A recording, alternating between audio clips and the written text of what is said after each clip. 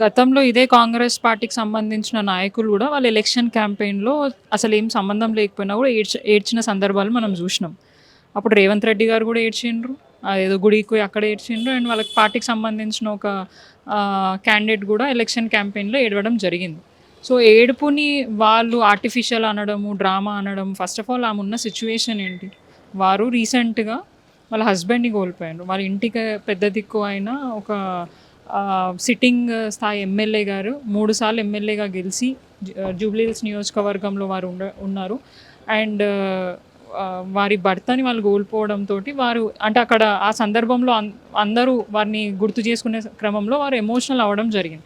దాన్ని గూడా వీళ్ళు ఆర్టిఫిషియల్ అనడం, ఒక మహిళను పట్టుకొని అట్లా కించపరిచి మాట్లాడడము, డ్రామా ఆడుతుందనడము. అసలు వాళ్ళ ఇంట్లో ఒకవేళ ఇట్లాంటి పరిస్థితి వస్తే వాళ్ళు నవ్వుకుంటా ఉంటారేమో మాకు అర్థం అవ్వట్లేదు. ఒక మనిషి పో పోయినప్పుడు ఎంత బాధ ఉంటుంది. ఫస్ట్ ఆఫ్ ఆల్ ఆమె అసలు బయటికే రారు. సునీతమ్మ గారు అసలు బయటికే రారు.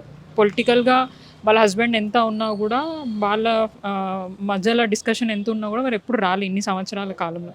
కానీ అనుకోకుండా వచ్చిన ఎలక్షన్స్ దాంట్లో నిరంతరం ప్రజల గురించి వారెప్పుడు గోపీనాథ్ గారు వాళ్ళ వైఫ్‌కి చెప్తారు గాబట్టి, వారి ఆశయాలను ముందుకు తీసుకెళ్ళడానికి ఈరోజు ముందుకొచ్చి జూబ్లీహిల్స్ ప్రజల గురించి పోరాటం చేస్తామనంటే, మంత్రులు ఓడిపోతారని భయంతోటి నిన్న మనం ఒక మీటింగ్ గూడా చూడడం జరిగింది. బూత్ స్థాయి లెవెల్ మీటింగ్ కేటీఆర్ గారు హరీష్ రావు గారు, కేటీఆర్ గారు పెడితే ఎంతోమంది వేలల్లో బీఆర్ఎస్ పార్టీకి సంబంధించిన వాళ్ళందరూ వచ్చి ఆ మీటింగ్ అటెండ్ అయితే దాన్ని ఓర్వలేక ఓడిపోతున్నారన్న భయంతోటి అండ్ ఈవెన్ అదే కాకుండా దొంగ ఓట్లు కూడా సృష్టించి ఇక్కడ గెలవాలని ఎన్నో చిల్లర ప్రయత్నాలు చేస్తున్నారు.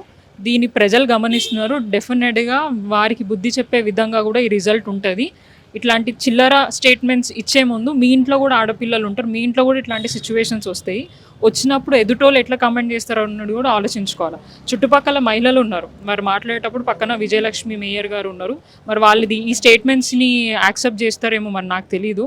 ఒక మహిళగా వారు ఎంత దుఃఖంలో ఉన్నారో ప్రతి ఒక్కరికి తెలుసు. అండ్ మేము ఎలక్షన్ క్యాంపెయినింగ్‌కి వెళ్ళిన ప్రతి చోట్ల వారి దుఃఖాన్ని హోల్డ్ చేసుకొని ప్రజలకి ధైర్యాన్ని నింపుతుంటే ఎంత ఏమంటారు బాధతోని వాళ్ళు ప్రచారం చేస్తున్నారో ఆమెకున్న ఎందుకంటే 3 పిల్లలు వారిని చూసుకోవాలి. ఇప్పుడు నియోజకవర్గ ప్రజల బాధ్యతని చూసుకోవాలి. ఆమె మీద చాలా బరువుంది. సో, ఆ బరువన్నిటిని కూడా హోల్డ్ చేసుకొని నవ్వుతూ ప్రజల మధ్యలో తిరుగుతున్న ఆమె పట్ల ఇట్లాంటి వ్యాఖ్యలు చేయడం నిజంగా వాళ్ళ విఘ్నతకే వదిలేసేయాలి.